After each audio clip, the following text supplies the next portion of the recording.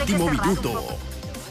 Vamos con una noticia de último minuto que publica a esta hora Radio Bio Bio, que afirma, este medio afirma, que a los 90 años ha fallecido Fernando Karadima, que por supuesto es una figura clave de los abusos sexuales cometidos al interior de la Iglesia Católica Chilena. Repetimos, es una versión de Radio Bio Bio. Estamos intentando confirmarla a través de fuentes propias, pero al menos a esta hora Bio Bio lo destaca como su principal titular en su sitio de noticias online.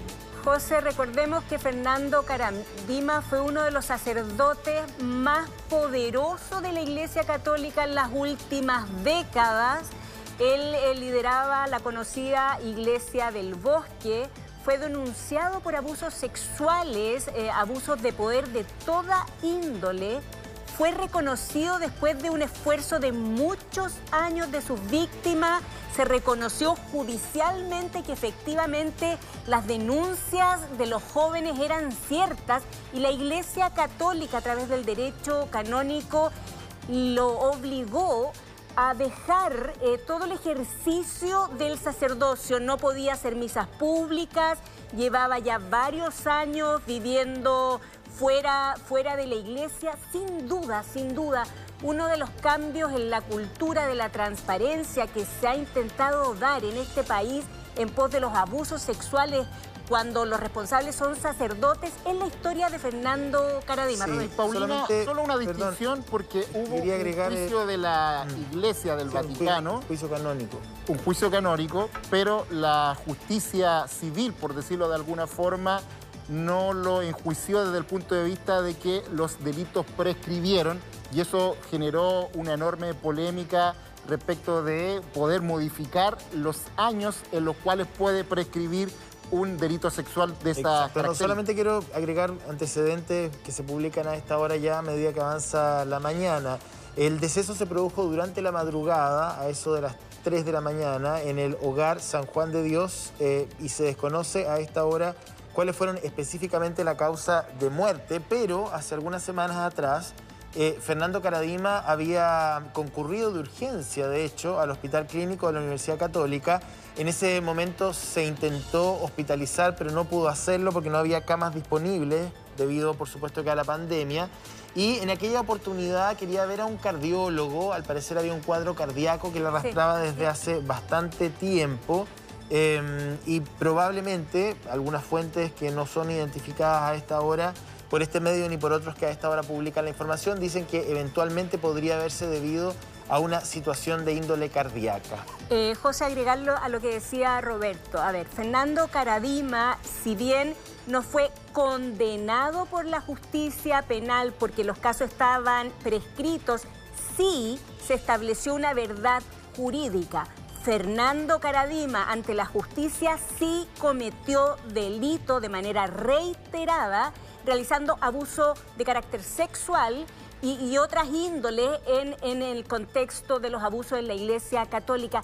Ellos son las víctimas de Fernando Karadima, si nos acordamos, son James Hamilton, está José Andrés Murillo, Juan Carlos Cruz. Son esas personas que por primera vez, yo diría, fueron capaces de hacer público historias de décadas, estoy hablando de décadas, de abuso por parte del sacerdote. En el caso de James Hamilton, partió siendo un joven más o menos de 17 años, los vínculos con él, y hasta la adultez fue sometido desde el abuso, sobre todo desde el abuso de poder, el abuso mental por parte del sacerdote Karadima, Diana. Esa realidad se grafica súper bien en la película El Bosque de Karadima. Sí.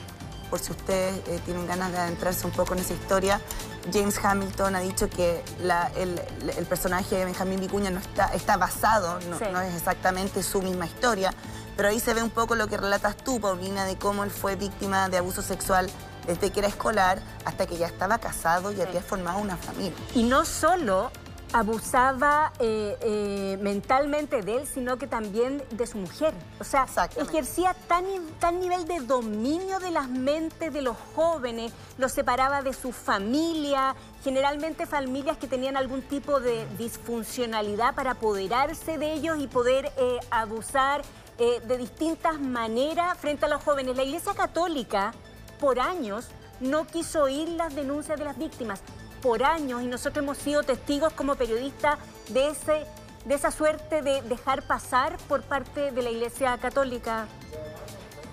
Que la Iglesia Católica sí fue responsable desde el punto de vista civil. Tuvieron que pagar una indemnización. Así es. Fueron condenados y eso vino después de un procedimiento en que se estableció que sí había responsabilidad, no solamente de Caradima, sino que las personas que estaban a su alrededor. Qué lástima que no haya cumplido una condena de cárcel. civil, sí. De cárcel, porque efectivamente eso no nos puede pasar nuevamente como sociedad. Lo que se grafica, bueno, básicamente lo que grafica la película, también hay un libro que escribió la María Olivia Monge, sí, ¿no? sí, periodista. Y el informe especial de TVN también. Que relata... que lo hizo la Paulina. Bueno, es que ahí hay un punto. Pero déjame terminar, José, que relata la característica de un abusador, que no solamente tiene que ver con un abusador sexual, sino que con un abusador en el amplio sentido de la palabra, apoderarse de las cabezas de las personas, como decías tú, Paulina, alejarlos de la familia y además elegir muy bien a las víctimas, es decir, quienes tienen algún tipo de carencia que estos abusadores, psicópatas, pueden llenar de alguna manera. Absolutamente. Yo quería aprovechar de preguntarle a la Paulina. Paulina, tú fuiste una de las periodistas que develó esta situación. Yo creo que fue un tremendo golpe noticioso el que salió con ese informe especial de ese momento.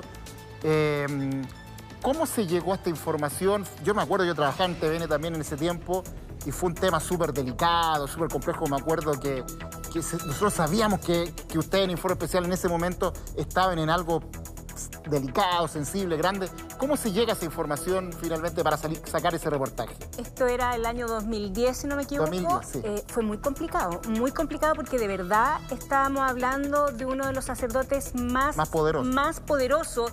Él crió alrededor, ya no me acuerdo bien, de 15 obispos, 10 obispos, toda la curia chilena lo avalaba, además tenía todo el poder económico, porque él era muy cercano a gente de mucho poder económico de nuestro país, entonces nadie creía que pudiéramos hacer esta denuncia. La familia Mate, por decirlo. Sí, sin lugar a dudas la familia Mate lo apoyó por años. Los primeros estadios de investigación ahí en el bosque, cuando te insultaban, en fin, o sea... Vamos a seguir la información durante todo el día para poder confirmar si es efectivo o no que Fernando Caradima habría muerto. Es un hombre que marcó la historia de la Iglesia Católica en nuestro país, José. Sí, volvamos con Juan Pablo y esta denuncia ciudadana ahí en la comuna de Colina.